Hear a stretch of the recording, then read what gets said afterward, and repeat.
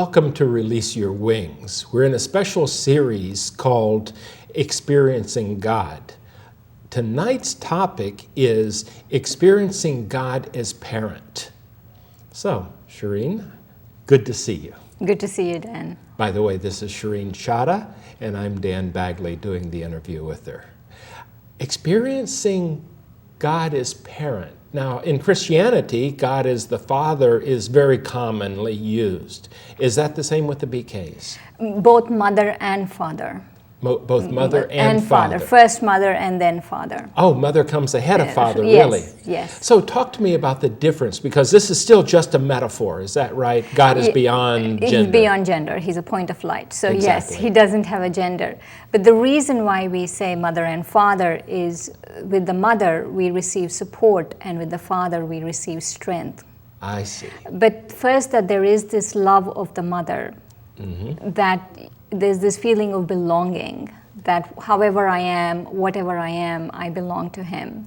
And so because of that, both the relationships I just call parent, but Right. both the relationships really are slightly different. So when you're thinking of God as mother, it is more in the comfort of being held, protected, cherished. Yes, compassion. Yeah. And if I feel hopeless or disheartened about something, then I go to the mother to feel soothed. Got it. And father is that of strength and the authority you get by being a subset of God of sorts. Yes, and also an inheritance. Talk to me about inheritance.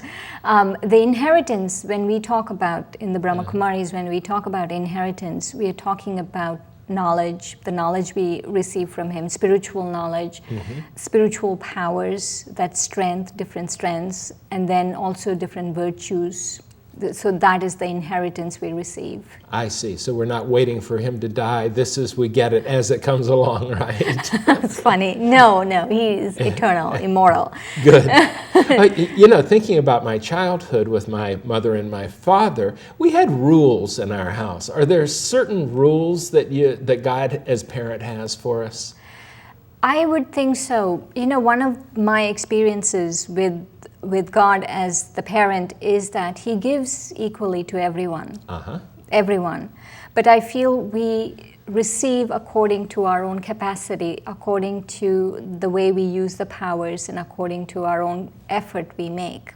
Yeah. And so some of those rules really apply there, that, I feel like when, as children, even if my parents, right, they really want the children to get along. Yes. So getting along is a big piece of it. A very big piece of it. And so there was this one time in our teachings that was the main thing he was stressing, is that as a parent, that's what you would want to see, that everyone is getting along, that there's no fight. And so as a global family, that we are not fighting. I see. So peace is one of them, but it's not just peace of mind, but it's peace on the external plane as well. Yes, and that there's no jealousy, there is no one-upmanship on people, all of those things. Got it. I like that idea that God gives equally, but people absorb different levels of it. It made me think of recently, I went to the Dali Museum, and I know that there were some people there that have studied Dali and appreciate it, and I realized that though we looked at the same paintings, at the same sketches, the same videos, there were people getting a whole lot more than I was. And I like Dali, and I have read some, but not at the expert level. And that's how the BKs are, I think. Focusing much more on understanding of getting the virtues, living the virtues, understanding the knowledge. Is that right? Is that how you get more than maybe someone else? Yes. We feel like the central theme, you're right, about the BKs is it really is centered around God. And my own personal view of things is that all our attitudes, our perception, everything on life, the way we deal with each other, the way we deal with other people, is really our experience and perception of God. And so if my experience of God, if I'm experiencing God as this really loving parent, then I will really have love for everyone. And that is my own personal view. It's I don't know what it's called. It's closer to ethnocentrism, or not ethnocentrism, theocentrism. Yeah. But my own personal feeling is that everything depends on it. And so when I found the BKs, it really gelled because it was centered around God so much, and such a loving, giving God, which had a whole thing. There was a whole set of things for it. It was not just a small little piece. There was like the whole knowledge about God was there. And you, I think I remember you telling me one time that when you first met the BKs, you actually went in as an agnostic and suddenly felt this overwhelming sense of God's presence. Is that? Right. It was interesting because it was the first day. It was the first day, and before that, it was not that I didn't really believe in God. It was not like I was an atheist, but I wasn't really thinking about Him too much. I was okay with it, I wasn't giving it too much thought. I went to learn meditation, and then suddenly I had this experience of Him as my parent, more than anything else, that He's my parent, that I found my parent. Got it. And you one time told me that it felt like being adopted by God of sorts was even more special than having always been a child of God. Explain that. Right. I always felt that there was, in the beginnings of the teachings we used to hear, and even now, but I used to feel such a spiritual high because there was that you're adopted. You're adopted by God. You're adopted by God. And I used to feel such a spiritual high because I always felt that if you're born to someone, then you're just born to them. But if you're adopted, you're actually specially chosen by your parents. And so that feeling of specially chosen by God, not that I'm the only one chosen. Right. But that is from the standpoint, it's a very personal thing. I'm not saying I'm better than, but it's a very personal thing of that feeling of being chosen by God.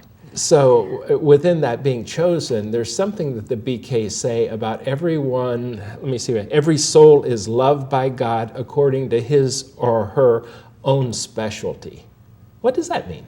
That each of us has gifts. Yeah. And that when God looks at us, He just loves us, and He looks at that gift and He loves us. He does not look at any of the weaknesses. So each of us is unique, and God is looking at us as just wonderful. Yes, but the uniqueness is also He's looking at the unique gift. He's not looking at the unique weakness. And so the love is coming to us based on our gifts, and that everyone has gifts, and it's only on gifts. There's kind of like a blinders on with our weaknesses, that there is nothing, there's no focus on the weaknesses. So being judged by God is totally foreign to the BK way of thinking, is that right? Judged badly by God. Right. I feel we do get corrections, but the corrections come with so much love as a parent that you don't feel like it's a judgment. It's like a parent would correct you, that you want them to correct you. So within that, feeling the love then means that there should never be any hesitation to communing with God, to feeling that, to going into meditation and saying, here I am. Yes. It's interesting you should say that about hesitation, about having a relationship with God, because many people I've noticed, especially in the West, they seem to have a kind of a hard time with parents. That there is, like, it seems to be the fashion to blame parents for everything. But over time, that because of having that relationship with God as a parent, that their own feelings towards their own parents have healed, that there isn't any bitterness now after a few years of having that relationship with God as a parent. There's no bitterness towards their own parents. Which is a really nice payoff for many people who have that. Especially because I feel many times adulthood is nothing but getting over your childhood. And many times so many people carry such deep imprints, negative imprints about their parents, that it really is such a nice thing to look at. Absolutely. Well, even parents or any, quote, enemy that we created in our minds, it's the forgiveness piece may be the most freeing thing we can do in kind of a selfish way, in that it frees us. It doesn't even necessarily affect the other person. Yes. So, but loving God in the BK way that we're using it right now as parent really makes the whole family dynamic a little bit smoother, a lot smoother, I would imagine. Yeah, hopefully.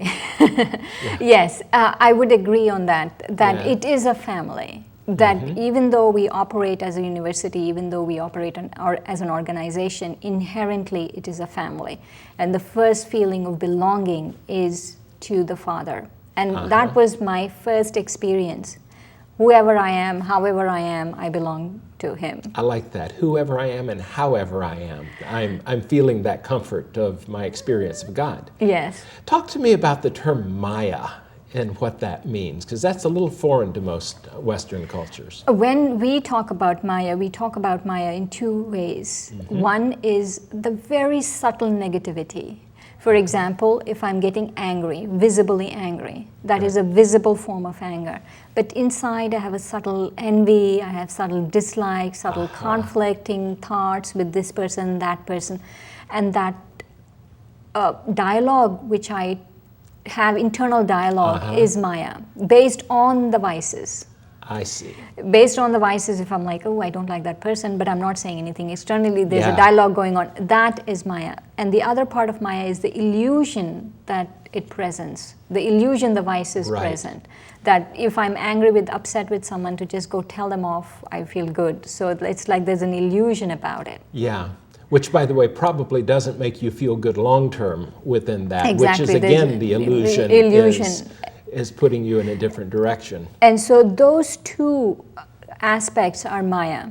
So illusion but also the very subtle dialogue which is based on the vices. Yes. And then what I've noticed is, especially when Maya comes to me, that I go and hide with God. I feel like, even though He's a point of light, and I'm a point of light, that I hide in His lap, in His and I feel this sense of real comfort, this compassion, this comfort, this strength that comes from it.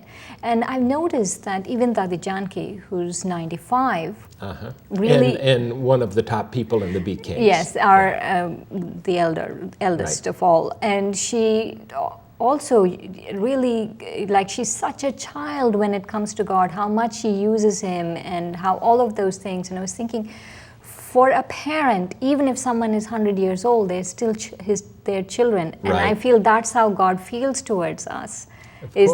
However old we are, whatever we are, that we are His children.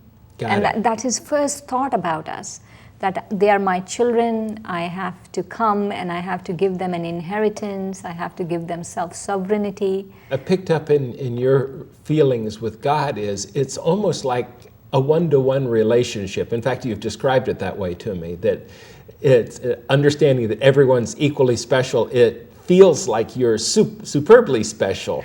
Yes, yes, I actually without comparisons to others. Without comparison, I really do, I do. And I don't want to make anyone feel bad, but I really think I am special. We won't tell. And it's just a feeling I have in meditation.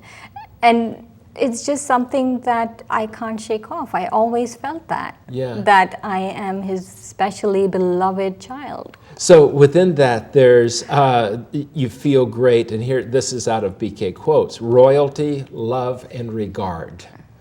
Talk to me about the royalty part in this last minute. I was sharing with you how I feel like He's taking care of me with such royalty. I feel royalty here doesn't have the bad rap of a gilded cage, but that it's like just like a princely child. Like I'm like everything I need, everything is taken care of, and it's given with so much respect and so much love that I feel that kind of sustenance from God. That as a parent, He's taking care of all my needs. I don't have to say anything. I don't have to ask anything.